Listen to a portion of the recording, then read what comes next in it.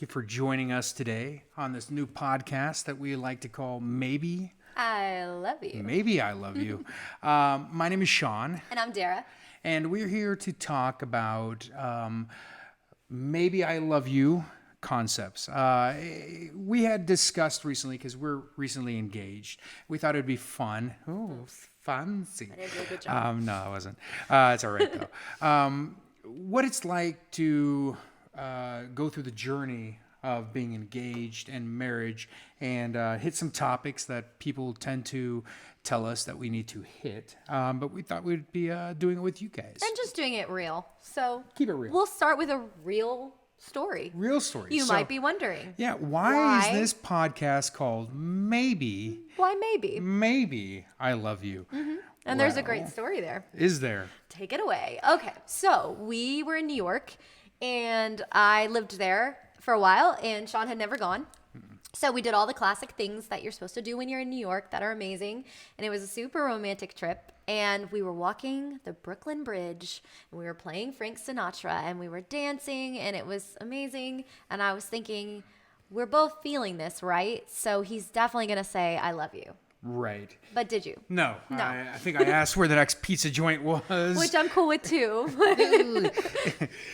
So we actually got back to Dallas after the New York vacation, and I threw in a little flick at the house. So romantic. So romantic. This movie Kingpin. I thought she would Classic. enjoy the little Bill Murray, little romantic love. And about halfway through, I started kind of going, man, I think I want to tell her. I think I want to tell her I love her. And instead of saying I love you so much and, just confessing all my feelings, instead I go, well, maybe I love you.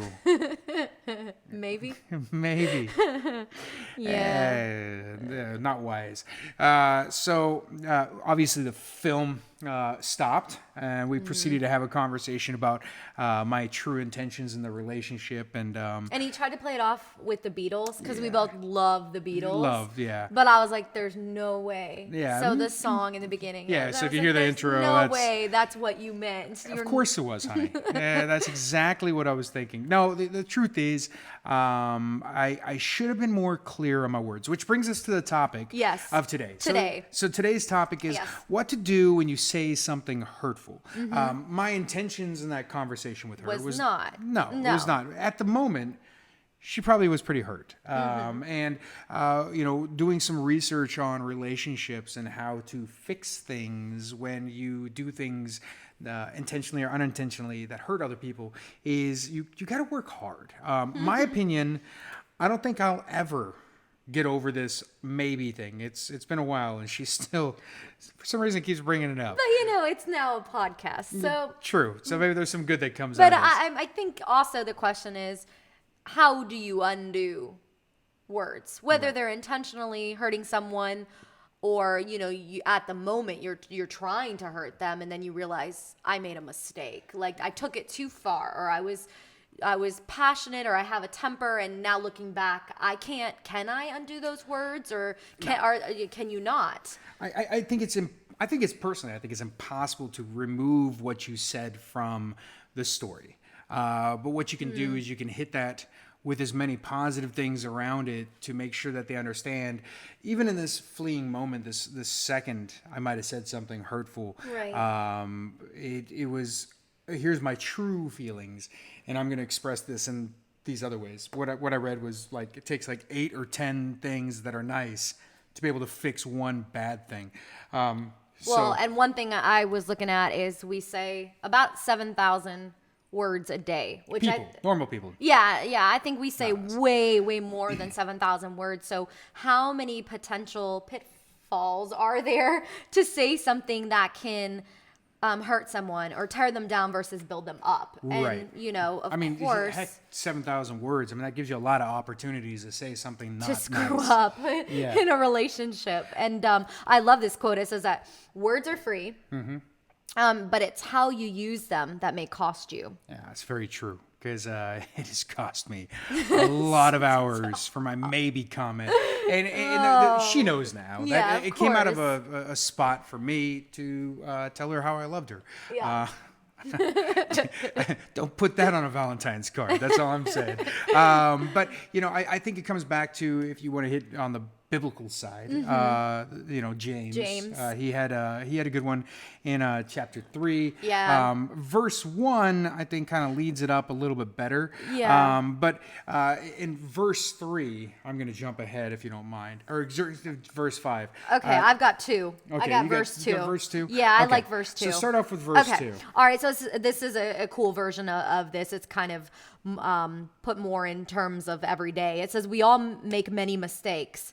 If anyone does not make a mistake with his tongue by saying the wrong things, then he's a perfect man. Yeah. So it's basically like a disclaimer right in the beginning of this chapter saying, listen, it's not if, it's when. Right. We're all going to make mistakes. We're all going to say hurtful things. I'm pretty perfect, but in this particular instance, I think it goes to verse 5, where it says, the tongue is a small thing, but what enormous damage it can do. A tiny spark can set a great forest on fire. And I think that's just where you need to be cognitive of what comes out of your mouth. In regards to a relationship, Right. I think it's important for the two of us to communicate properly. Right. And everybody talks about that. Like, I mean, we're not saying anything. To do in a relationship. It's communication. But I think the better question is how, and discussing that with your, if you're in a relationship or your friends, is how do you communicate? Everybody knows you have to communicate if you want something to be successful, but how? And I think that varies from couple to couple. Right. Like, for instance, for us, we fight much better, I would say healthier, over text than we do in person. So as silly as it sounds, like, if we're in a fight, one of us will be in a different room, or in like one of us in the car texting. And it's so immature, but it allows us, I think, to process and to be careful of what we're saying. Because in the moment, I'm Italian. I can get pretty heated. Wait, you're Italian? Yeah. What about all those meatballs I've been cooking? No. So I think text allows us to process it, but I think it varies. But you got to be careful with text because, I've seen it on the flip side. Yeah, where it's misunderstood. Yeah, you can say something like even a simple thumbs up. People are like, what was that? I just asked you a question. Right. And the next thing you know, it's getting totally misinterpreted. It's a big fight because of that. Because of something simple. So I think it's important, most important, is when it comes to communication, is clear communication. And figuring out what works for both parties. Right. One of the things we ran across was talking about the difference between effectiveness and effect with your words. Okay, so every word you speak into a marriage, okay, it can either be a deposit or it can be a withdrawal. Okay, I think it's important to understand that because when you deposit words, which we are big on words of affirmation. Yeah, if you know anything about love languages, we both have the same one. Yeah, so which is good and bad at times. It is, and it's important with that is when we're depositing words, we're depositing positive words, and we're not withdrawing things because depositing is like seeding a garden, and you drop in positive words, you water it, next thing you know, you got pretty flowers or plants. And on the contrary, eventually, if you do enough withdrawals, you're bankrupting. You have no more tomatoes. You're bankrupting. We want tomatoes. Yes, for the sauce. Yes, it's probably Italian. So random. It's always sauces with her. I make a lot of sauces. But in regards to effectiveness and effect, okay, let's be clear. Effectiveness is to fix. So I could say something to you or to that would be the goal is to fix it or resolve it. Right. And on the contrary, when I do something to affect you, means that I am literally saying something out of my brain, words just flow, and I'm maybe saying something out of my chest or I'll get it off my chest. And what that does, instead of fix it, it actually makes it worse. Right. And the way I think of it is cause and effect. Right. And, like the effect is the aftermath of how do I undo? I just turned this into a massive problem, a fire that now I've got to figure out how to water it versus effectiveness is with the idea of we're on the same team. Right. At the end of the day, like we both want this to work. So we want to get better. Me more than her. No, stop. That makes me sound so bad. But, I think it's important to understand that, even when you watch this, it's not just relationships. It's not just marriages. It's every relationship. That could be with your mother, with your brother, even your children. Friends, social media. Be careful Yeah. what you say, because one comment can derail somebody. Somebody could really take something to heart that maybe you didn't mean that way because you didn't write it effectively. Right. Maybe you didn't say it right because you said it at the wrong time, or when they didn't ask you for your opinion on something. I think it's important to understand, like, words. One of the things I saw was words of affection, words of appreciation, words of encouragement, words of admiration, affirmation, and reconciliation. Those are all words that are very positive. And they're meant to heal. They are. On the contrary, we got, Yeah. the H's. The world of H's, I have the world of H's. So if we know we're speaking roughly 7,000 words a day, it's good to kind of filter them and say, of all these words I've said, where do they fall on the H scale, which I just made up. That's like not a that. real thing. I'm Are going to they start a new website, hscale.org. Yeah, are they helping? Are they healing? Are they hindering? Are they hurting? Are they harming? Are they humbling? Are they humiliating? So I think, like, if we're looking at it on that scale, are our words building up? Are they tearing down? And I think it's one or the other. Right. They- And that's the saddest part about it. I don't think there's really neutral words. If you were to come to me and you said, "How do I look?" Oh, don't we all love that one? There's literally no neutral word for me to be able to explain Wonderful example. how you look. I mean, it's either Use those it's words either to going to be help help or or hinder. Yeah. Can I get couch? Does that start with the letter H? But it's important to watch what you say. We talked about past relationships. Yeah. And she goes, what was the greatest thing you learned out of past relationships? This is very profound. Listen up. You ready? Yeah. Shut up. It's simple. Don't talk before you have processed how to say what you're going to say, because in good moments, when we're in a great moment, I can easily ruin it by saying maybe.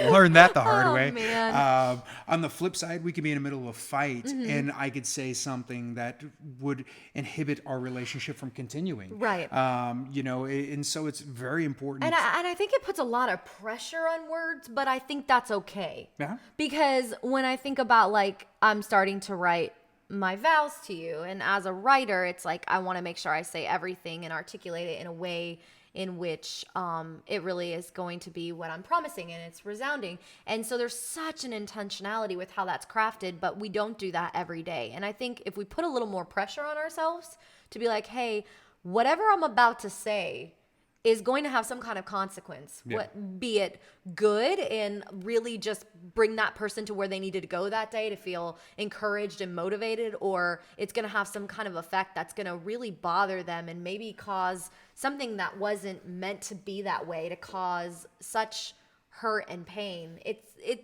There's a reason. There's power in our words. The vows are very important. I mean, we were watching The Crown the other night, and we saw Prince Philip talking to his queen.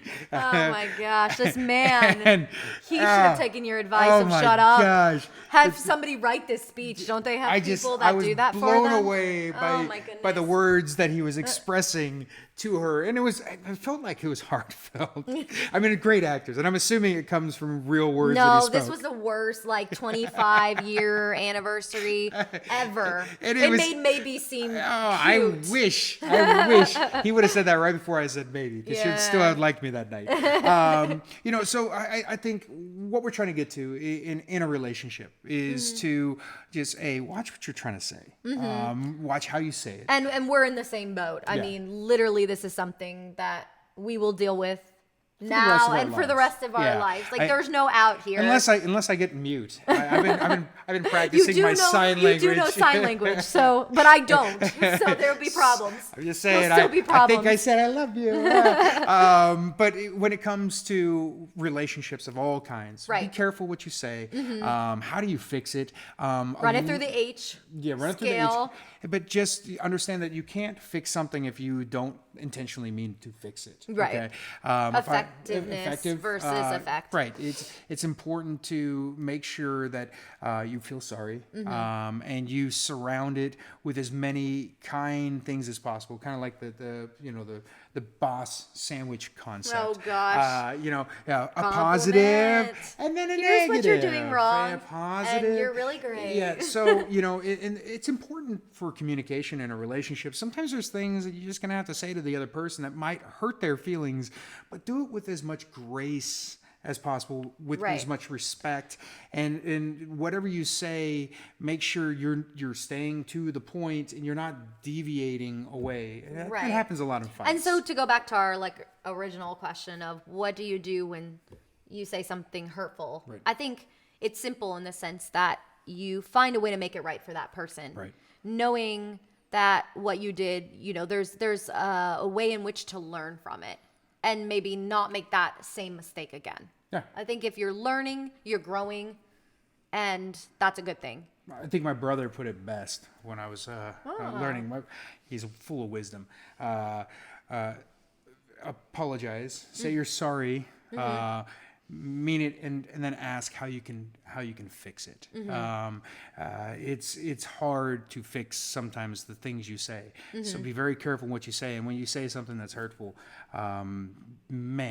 work really hard and quite frankly beg for their forgiveness, because I think you said something about forgiveness is like a choice somebody makes, and you can't get forgiveness unless you give them the option to forgive. And that doesn't mean... And once you say a word and it's a hurtful word, then the only option from there is to go to the, person offer grace and Right. forgive and learn. So- So anyways, if you have any comments or anything you did, maybe you said maybe to someone, and this is Maybe. your one chance in a lifetime to connect with someone who also Don't ever, loves that word. ever. If you're in a new say- relationship, just focus on the three. It's those I signs, love you. that when you Don't see make it four. That's not a thing. That's not a thing. Make sure you say you love her. You mean it. Yes. You don't put a maybe in front because it seems like wishy-washy. So my apologies. I hope one day you forgive me. Maybe by the end of this podcast, you'll finally forgive me for this. 7 years. 7 years. Thanks, guys. Bye.